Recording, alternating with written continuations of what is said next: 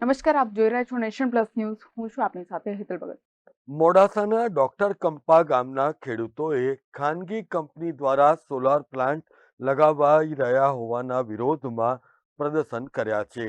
મોડાસાના doctor Kampa ગામના ખેડૂતોએ આવેદનપત્રના માધ્યમથી જણાવ્યું છે કે ખાનગી કંપની દ્વારા ગામના કેટલાક લોકોની મંજૂરી બાદ સોલાર પ્લાન્ટ લગાવવાની પ્રક્રિયા શરૂ કરી હતી, પરંતુ 35 જેટલા ગ્રામજનોએ જે આ કરારમાં સામેલ નથી એવા ખેડૂતો આ મુશ્કેલીમાં મુકાયા હોવાનું પણ જણાવ્યું છે.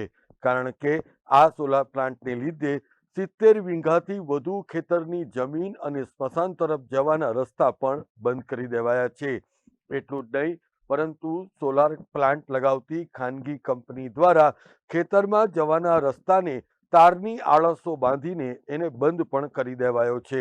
બીજી તરફ ગ્રામજનોએ આવેદનપત્રના માધ્યમથી જણાવ્યું હતું કે રસ્તા વચ્ચે કંપની દ્વારા ટાવર ઊભા કરીને ખેતરમાં રસ્તો બંધ થઈ જવાને કારણે ખેડૂતોને અવર જવરમાં પણ ભારે હાડમારીનો સામનો કરવો પડે છે. અમારે ત્યાં જે સર્વે નંબર 18 પૈકી 400 વીઘા જમીન આવેલી છે, એનામાં જે મહિન્દ્રા સસ્ટેન પ્રાઇવેટ લિમિટેડ કંપનીએ ભાડા પેટે અમુક ખેડૂતે એને જમીન આપેલી છે, પણ અમે જમીન જેને નથી આપેલી એમના બી જે સર્વે નંબરની ઉલટફેર થવાથી તે એમના બી એ લોકોએ ભાડા પેટે કરાર કરી લીધેલા છે ને આના માટે અમે મામલતદાર અને કલેક્ટરમાં બહુ 4 થી 5 મહિના માટે અમે અરજી કરેલી, પણ અમને કોઈ બી એનું નિવારણ આવેલું નથી. અને અત્યારે જે મહિન્દ્રા સસ્ટેન કંપની છે એમના લોકો અમને રસ્તા ઉપર જે ખેતમાં જવાના રસ્તામાં મોટું એક ઇલેક્ટ્રિકનું ટાવર બી ઊભું કરેલું છે.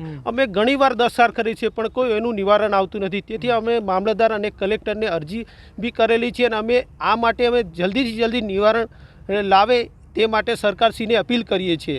કેટલા વીઘા જમીનમાં જઈ શકાતું નથી અત્યારે? અમારે જો રફલી 70 વીઘામાં અમે જઈ શકતા નથી, અને અમારા ત્યાં જે પાણી નિકાલના નાળા છે, જે રોડ જે પહેલા રોડ હતા એ રોડ બી એ લોકોએ ખોદીને જે નાશ કરી દીધા છે. તે માટે અમે મામલતદાર કલેક્ટરને બી અરજી કરેલી હતી. એને ઇલેક્ટ્રિકનું ટાવર જે ઊભું કરેલું છે તે મામલતદાર ખુદ સ્થળ પર આવીને એમને નિરીક્ષણ કરેલું છે, પણ અત્યાર સુધી એનું પણ કોઈ બી નિવારણ આવ્યું નથી. તે માટે બી અમે મામલતદારને બી અપીલ કરીએ છીએ સદંતર આ છે કામ બંધ કરવા ને જે છે નિવાડો જે જલ્દીથી જલ્દી લાવવા વિનંતી.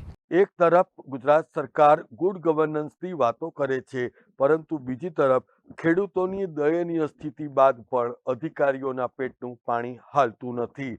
અત્રે ઉલ્લેખનીય છે કે અરવલ્લી જિલ્લા વહીવટી તંત્રના કેટલાક ચોક્કસ અધિકારીઓના આળસુ વલણને પરિણામે ગુજરાત સરકારની જે કલ્યાણલક્ષી યોજનાઓ છે એના અમલીકરણમાં પણ મોટી અડચણ આવી રહી છે, એવો પણ આક્ષેપ ગ્રામજનો કરી રહ્યા છે. ત્યારે ગુજરાત સરકારે પણ વિજિલન્સના માધ્યમથી તપાસ કરાવવી જોઈએ કે એવા કયા અધિકારીઓ છે જે સરકારી તિજોરીને ચૂનો પણ ચોપડી રહ્યા છે. અત્યારે અમારા ગામમાં 400 વીઘા જમીન આવેલી છે. 18 સર્વે નંબર છે, અને સર્વે નંબરમાં રીસર્વે ન થતાં અમારી જમીનના ઉપર આ લોકોએ આવી અને એગ્રીમેન્ટ કરી લીધેલા છે. જે લોકોએ ભાડે પટ્ટે જમીન, ઘર અને અમારી જે કંઈ ખેતી માટેની જમીન લાયક સ્થળ છે એ પણ આપી દીધેલા છે. તો અમારે રહેવા માટેની જગ્યાઓ પણ અત્યારે ભાડે પટ્ટે હોવાથી અમારે ક્યાં રહેવું અને ક્યાં જવું, અને અમારો ધંધો જ ખેતી છે, તો ખેતી માટેનો અત્યારે જવા માટે પણ મુશ્કેલી પડે છે. ને કંપની અત્યારે સિક્યુરિટી લગાવી અમારી પોતાની જમીન હોવા છતાં અમે ખેતી કરી શકતા નથી. તો એના માટે સરકારશ્રીને નમ્ર વિનંતી કે એમાં અમને જલ્દીથી જલ્દી ખુલાસો કરે અને અમને ખેતી લાયક જમીન છે અને ખેતી માટે અમને એનો જલ્દીથી જલ્દી અમારો ઉકેલ કરીને આપે. કેટલા સમયથી આ પરિસ્થિતિ થઈ છે સાહેબ? આ પરિસ્થિતિ અત્યારે 15 થી 20 દિવસથી વધારેમાં વધારે એ લોકોએ દબાણ, જબરજસ્તી અને કંપનીના જે કંઈ સિક્યુરિટી વગેરે અમને લગાડી અને અમને નુકસાન કરવાનો પ્રયત્ન કર્યા. મોટા મોટા થંભલા પણ ઊભી કરી દીધા છે ઇલેક્ટ્રિકના. અમારે સ્મશાનમાં જગા છે, એમાં સ્મશાનમાં જવા માટે પણ અમારી જગ્યા અત્યારે રહેતી નથી. મહેન્દ્ર પ્રસાદ, નેશન પ્લસ ન્યૂઝ, અરવલ્લી. સમાચારોના સતત અપડેટ મેળવવા માટે અમારી નેશન પ્લસ ન્યૂઝની યુટ્યુબ ચેનલને સબસ્ક્રાઇબ કરો, બેલ આઇકન દબાવો અને જોડાયેલા રહો ફેસબુક, ઇન્સ્ટાગ્રામ અને ટ્વિટર પર.